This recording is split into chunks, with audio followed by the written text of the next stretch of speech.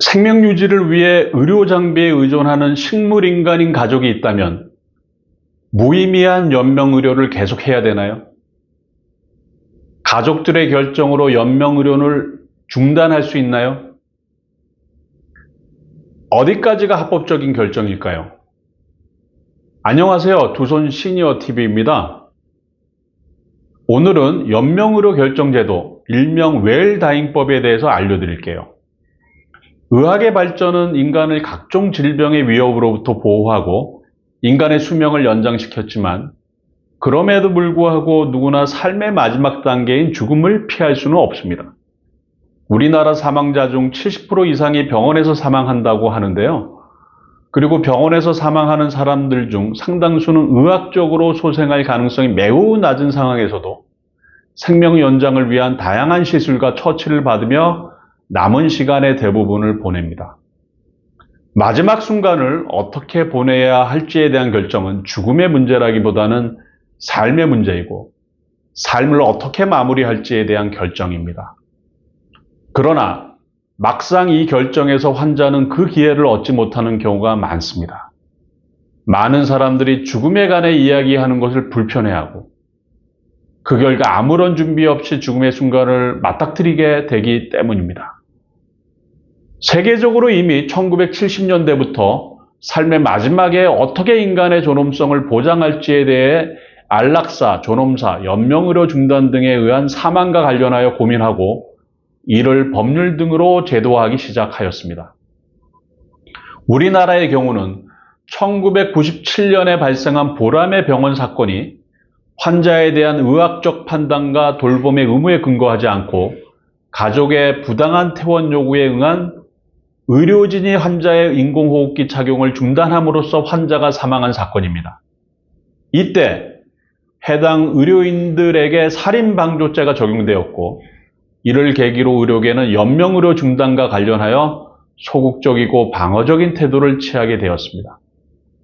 10여 년 뒤인 김할머니 사건을 통해 의학적으로 회생 가능성이 없는 환자라면 해당 환자가 남긴 사전 의료 지시나 환자 가족이 진술하는 환자의 의사에 따라 연명 치료를 중단하는 것이 가능하다는 대법원 판결이 2009년에 내려졌습니다.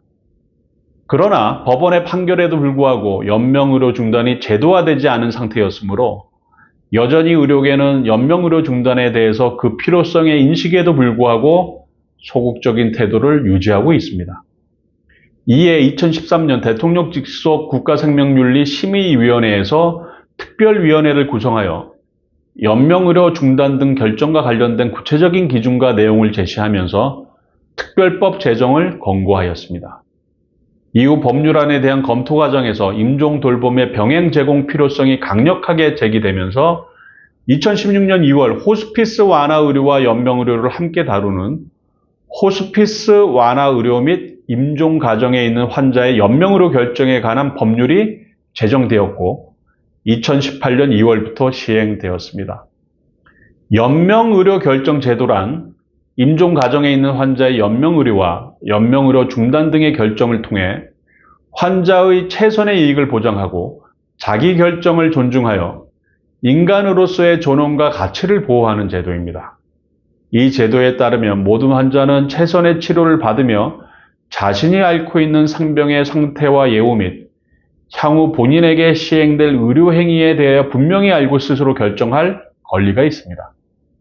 그런데 연명의료 중단과 안락사, 존엄사, 웰다잉이 혼용돼서 사용하기도 하는데 의미의 차이가 있습니다.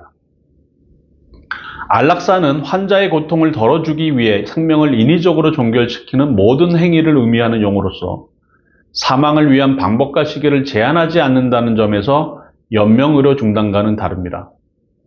존엄사는 사망하는 사람의 존엄성 확보를 목적으로 환자의 자기 결정권을 강조하는 용어로서 임종 과정 환자에게 제한적으로 자기 결정을 인정하는 연명의료 중단과는 구별됩니다.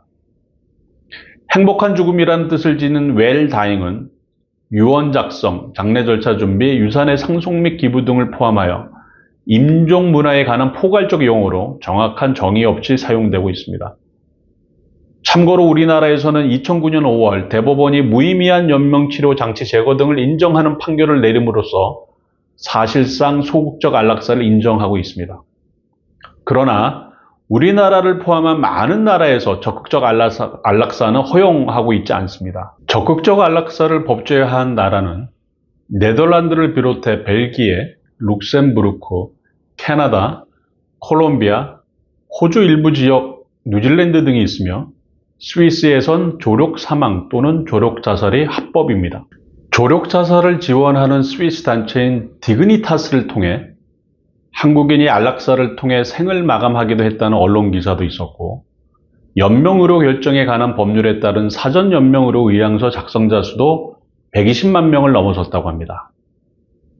우리나라에서도 존엄한 죽음에 대한 인식이 확산되고 있으며 일각에서는 소극적 안락사 범주의 존엄사뿐만 아니라 조력 사망이나 적극적 안락사도 허용해야 한다는 의견도 있습니다. 연명의료 결정 제도의 도입 배경은 연명의료를 받지 않을 수 있는 기준과 절차를 정립함으로써 환자가 존엄하게 삶을 마무리할 수 있도록 하는 것을 그 목적으로 하고 있습니다.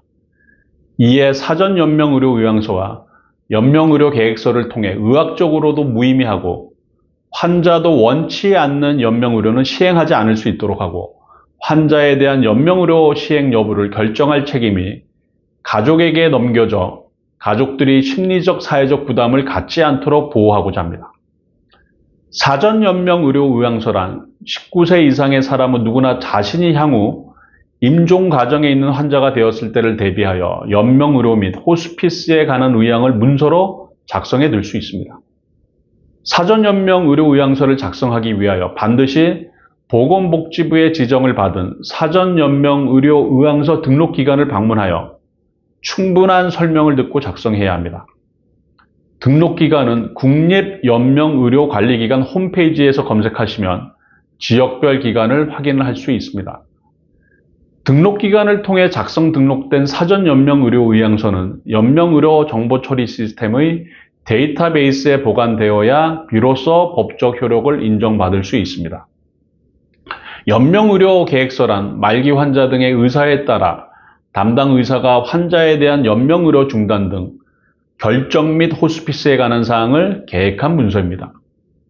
연명의료 계획서는 환자의 의사에 따라 담당 의사가 작성하며 말기 환자 또는 임종 과정에 있는 환자인지 여부는 해당 환자를 직접 진료한 담당 의사와 해당 분야의 전문의 1인이 동일하게 판단하여야 합니다. 이미 사전 연명의료 의향서나 연명의료 계획서를 작성하고 연명의료를 받지 않겠다는 의사를 밝혔다 하더라도 실제로 연명의료를 받지 않으려면 다음과 같은 절차를 밟아야 합니다. 1단계로 우선 의료기관 윤리위원회가 설치된 의료기관에서 담당 의사와 전문의 1인에 의해 해생의 가능성이 없고 치료에도 불구하고 회복되지 않으며 급속도로 증상이 악화되어 사망에 임박한 상태에 있는 환자라는 판단을 받아야 합니다. 단, 말기 환자가 호스피스 전문기관에서 호스피스를 이용하고 있는 경우에는 임종 과정에 있는지 여부에 대한 판단은 담당 의사 1인의 판단으로 가름할 수 있습니다. 2단계로 환자 또는 환자 가족이 환자에 대한 연명의료를 원치 않는다는 의사를 표시하고 환자의 상태에 따라 담당 의사 또는 담당 의사 및 전문의 1인의 확인이 있어야 합니다. 1단계인 해당 환자에 대한 시술이 더 이상 치료 효과가 없다는 의학적 판단과 2단계인 환자도 더 이상 치료를 원치 않는다는 요건이 동시에 갖추어지면 연명의료를 시행하지 않을 수 있습니다.